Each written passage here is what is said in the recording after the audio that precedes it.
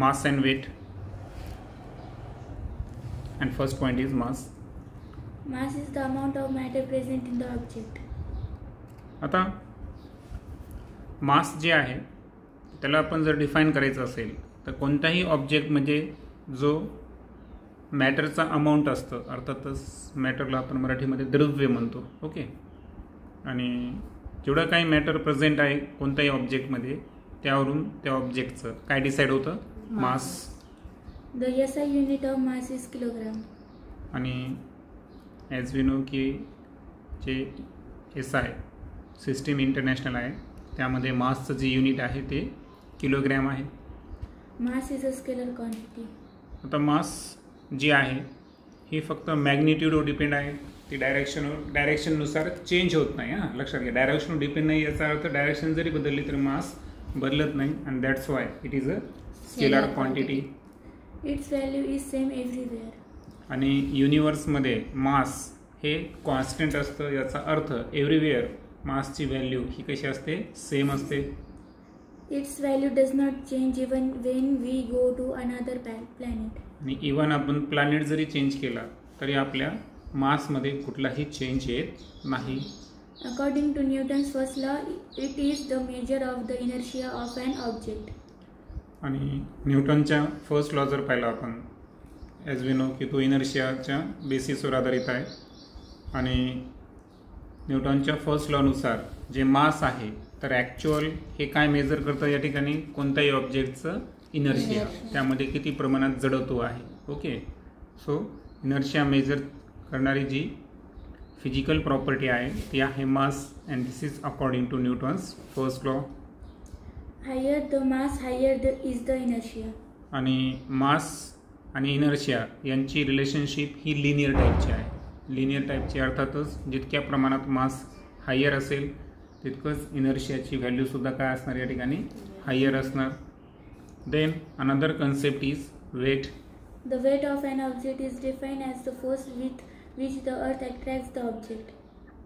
आता वेट आणि मास या दोघांमधला आपण डिफरन्स डिस्कस करायलो. आता मासबद्दल तर आपण इन्फॉर्मेशन पाहिलीच, पण आता वेट जो आहे कोणत्याही ऑब्जेक्टचा जो वेट आहे तर ॲक्च्युअल हा अर्थकडून लावल्या गेलेला काय असतो? फोर्स असतो. अर्थातच तो कोणता फोर्स आहे? Gravitational force. म्हणजे एखाद्या ऑब्जेक्टवर ग्रॅव्हिटी किती ॲक्ट करते त्यावरून त्या ऑब्जेक्टचं काय कन्सिडर केलं जातं? वेट कन्सिडर केलं जातं. The force on an object of mass m on the surface of the earth can be written using equation 4. आणि सपोज आपण कन्सिडर करू एक ऑब्जेक्ट आहे जो की अर्थच्या सरफेसवर आहे आणि अर्थच्या सरफेसवर असताना त्याचं मास m आणि त्यावर ॲक्ट करणारी ग्रॅव्हिटी जी आहे ती acceleration due to gravity g. आणि अशा कंडिशनमध्ये फोर्स अर्थातच वेट जर आपल्याला काढायचं असेल, कारण आता आपण फोर्स आणि वेट हे दोन्ही काय कन्सिडर करणार? एकच कन्सिडर करणार. आणि ॲज वी नो की अर्थच्या सरफेसवर ॲक्सिलरेशन ड्यू टू ग्रॅव्हिटीची व्हॅल्यू ही काय असते? मॅक्झिमम. आणि ती आपण ॲप्रॉक्सिमेट किती घेतो? 9.8. आणि यावरून weight is nothing but W is equal to F. आणि त्याचा फॉर्म्युला असेल मास इंटू ग्रॅव्हिटी. आणि या अगोदर आपण हे पण फॉर्म्युला पाहिला आहे की ॲक्सिलरेशन ड्यू टू ग्रॅव्हिटी जी आहे ही कोणत्याही प्लॅनेटची काढायची असेल, कोणत्याही प्लॅनेटची, तर त्यासाठी फॉर्म्युला काय आहे? G is equal to capital GM upon R². यामध्ये M हे मास ऑफ द अर्थ आहे समजा अर्थसाठी, आणि R he radius of the अर्थ. Weight being a force, its SI unit is Newton. आता ॲज युज्युअल वेट जे आहे तर हा एक पद्धतीचा फोर्स आहे आणि त्यावरून आपल्याला माहीत आहे की फोर्सचं SI युनिट हे न्यूटन आणि CGS युनिट काय आहे? डायन. किंवा या ठिकाणी जर मास जर पाहिला आपण तर मास कशामध्ये आहे? किलोग्रॅम. आणि gravity metre per second square. आणि सो वेटचं जे युनिट होईल kilogram metre per second square. And it is equivalent to newton. Okay. Also, the weight being a force is a vector quantity and its direction is towards the center of the earth. आता weight जी आहे तर ही मासप्रमाणे scalar quantity आहे का? नाही. तर मास आणि वेटमध्ये actual हा एक मेजर डिफरन्स आहे की वेट जी आहे ही डायरेक्शन आणि मॅग्निट्यूड या दोन्हीवर असणारी फिजिकल प्रॉपर्टी आहे. That's why it is a vector quantity. आणि तिची जी डायरेक्शन आहे ती डायरेक्शन असते towards the centre of the earth. कारण आपण चॅप्टरच्या सुरुवातीलाच पाहिलं आहे की कोणताही ऑब्जेक्ट जो अर्थच्या सरफेसवर फॉल होतो त्याचं टेंडन्सी किंवा त्याची direction vertically downwards and toward the centre of the अर्थ असते. As the value of g is not same everywhere, the weight of an object changes from place to place through its mass is constant everywhere. आणि variation in acceleration due to gravity आपण पाहिलं आहे की अर्थच्या surface संदर्भात जर पाहिलं आपण तर काय होतं की इक्वेटरवर ॲक्सिलरेशन ड्यू टू ग्रॅव्हिटीची व्हॅल्यू काय आहे, लेस आहे ना, अप्रॉक्सिमेट 9.77. आणि तीच व्हॅल्यू जर पाहिली आपण तर पोलवर काय झालेली आहे, थोडीशी ग्रेटर झालेली आहे की नाही. आणि दॅट्स वाय. आणि आपण पाहिलं की above the earth surface gravity decrease होते, बिलो द अर्थ सरफेस अर्थातच डेप्थमध्ये सुद्धा काय होते, सायमल्टेनियसली डिक्रीज होत जाते. म्हणजे याचा अर्थ ॲक्सिलरेशन ड्यू टू ग्रॅव्हिटीची व्हॅल्यू ही अर्थवर एव्हरीवेअर ही सेम आहे का, नाही. आणि ॲज वी नो की वेट जे आहे ग्रॅव्हिटीच्या काय आहे, ग्रॅव्हिटीवर डिपेंड आहे. तो ग्रॅव्हिटीवर काय आहे, तो डिपेंड आहे. मग ग्रॅव्हिटीमध्ये जर व्हेरिएशन येत असेल तर वेटमध्ये सुद्धा काय येणार, व्हेरिएशन येणार. अँड दॅट्स वाय कोणत्याही ऑब्जेक्टचं जे वेट आहे हे प्लेस टू प्लेस या ठिकाणी काय होत जातं, बदलत जातं, चेंज होत जातं. जरी त्याचं मास हे कॉन्स्टंट असेल मात्र because of gravity changes its weight means its force is always changes. Okay. Colloquially, we use weight for both mass and weight and measure the weight in kilograms, which is the unit of mass. आता कोलोक्युअली म्हणजेच बोलून चालून समजा एक general trend जर पाहिला आपला तर मास आणि वेट जे आहे या दोन्हींना आपण काय कन्सिडर करतो, वेट कन्सिडर करतो है ना, सहज कम्युनिकेशन करताना.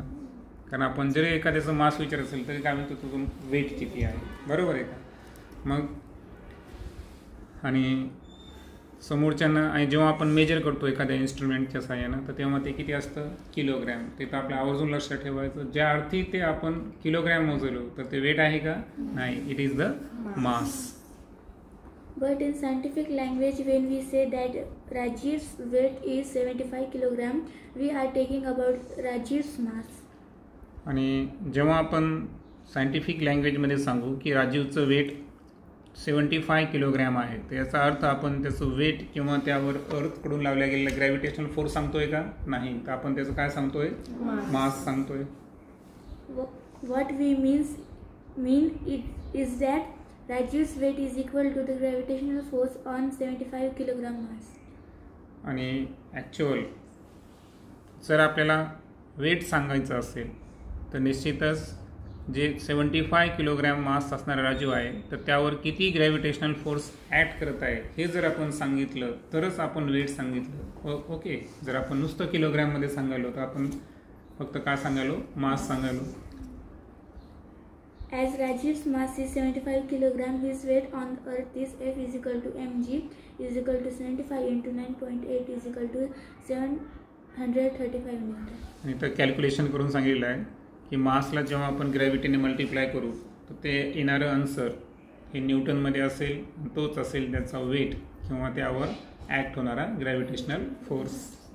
The weight of 1 kilogram mass is 1 into 9.8 is equal to 9.8. Okay.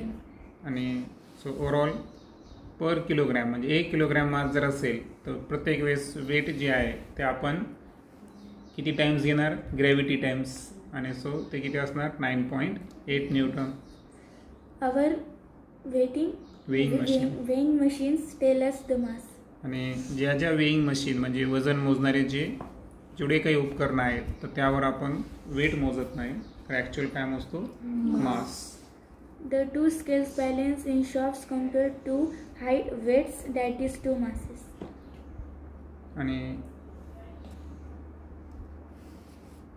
आपल्याला माहीत आहे की शॉप्समध्ये जर पाहिलं आपण तर 2 स्केल बॅलेन्स असतात आणि त्यावरून आपल्याला वाटतं की दोन्ही तराजूमध्ये आपण काय करायलो, 2 वेट कम्पेअर करायलो. पण ॲक्च्युअल आपण काय कम्पेअर करत असतो, त्या दोघांचे मासेस आपण करत असतो.